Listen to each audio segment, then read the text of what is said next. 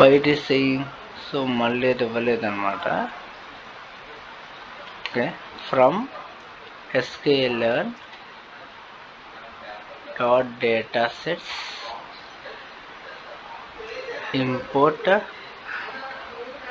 make underscore blobs comma make underscore circles.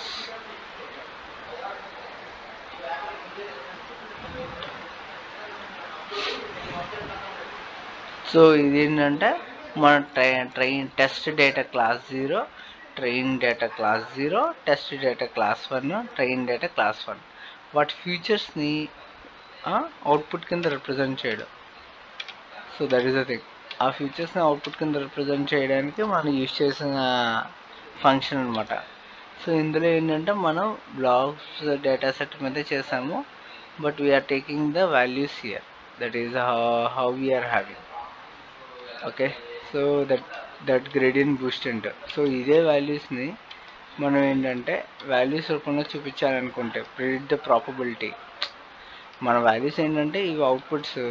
So ఇవి features కింద predict the probability output values చూపించాలి అనుకుంటే ఎలా చూపిస్తారు? సో ప్రాబబిలిటీ ఏంటి, మనకి 2 ఫీచర్స్ మెయిన్గాను 25 ఫీచర్స్ 2 క్లాసెస్ కింద రావాలి. So that is the thing. So దానికోసం మనం ఏంటంటే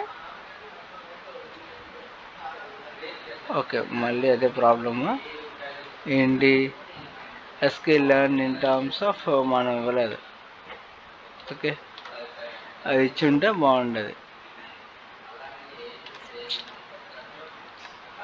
from sklearn dot data sets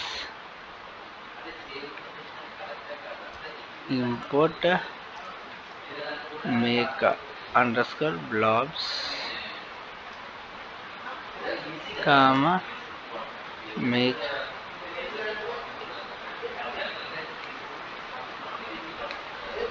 circles. Okay, so సేమే మళ్ళీని అంతమించి ఏం లేదు.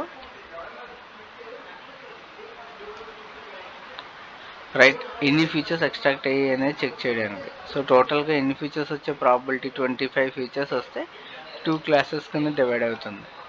సో ఆ 25 ఫీచర్ వాల్యూస్ చూడాలి అనుకుంటే కనుక, ఒకవేళ మన వాల్యూస్ చూడాలి అనుకుంటే, ప్రిడిక్ట్ చేయాలి అనుకుంటే, then we have to give as predict probability. Okay, predict probability అని ఇవ్వాలి.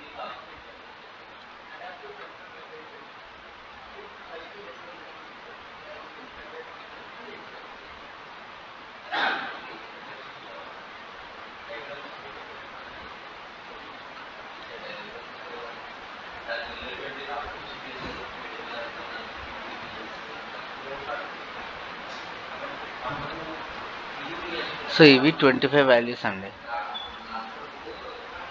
ఓకే, సో మన యొక్క 25 values related probability values, predicted probability values ఏవైతే ఉన్నాయో అది చూపించడం.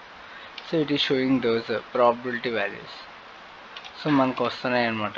సో ఇదే ప్రాబిలిటీ వాల్యూస్ మనకు ఏవైతే వచ్చాయో makes to say that we are been working on those values in order to extract the output. అంటే మనం ఇందాకంతా ఈ వాల్యూస్ ఇలాగ గ్రాఫ్ రూపంలో చూసాం, కానీ ఇందులో ప్రాబిలిటీ వాల్యూస్ అంటే ఓన్లీ టెస్టింగ్ ప్రాబిలిటీ వాల్యూస్ మాత్రం ప్రిడిక్ట్ చేసాం. ఇవి అందుకని 12 వచ్చాయి.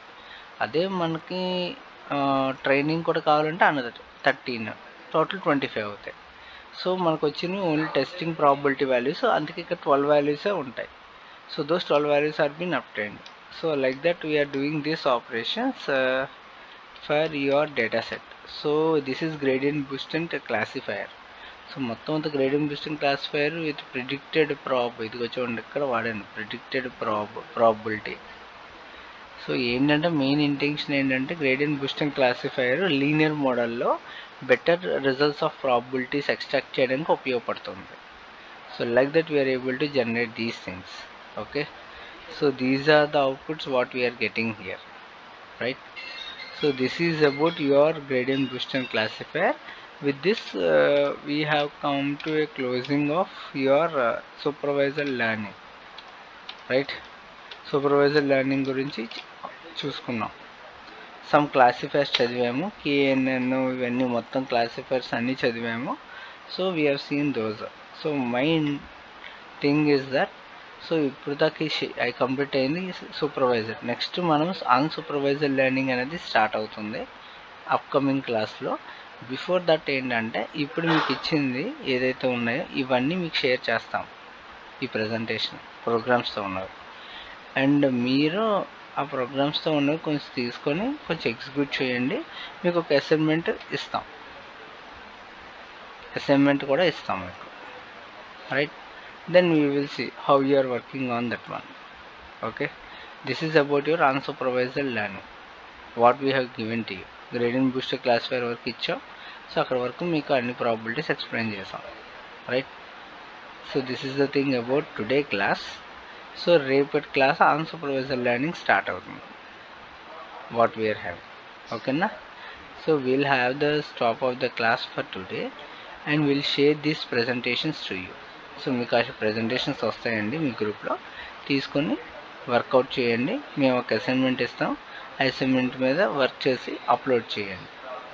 Okay, so that is the thing. For today we're stopping the class. Thank you.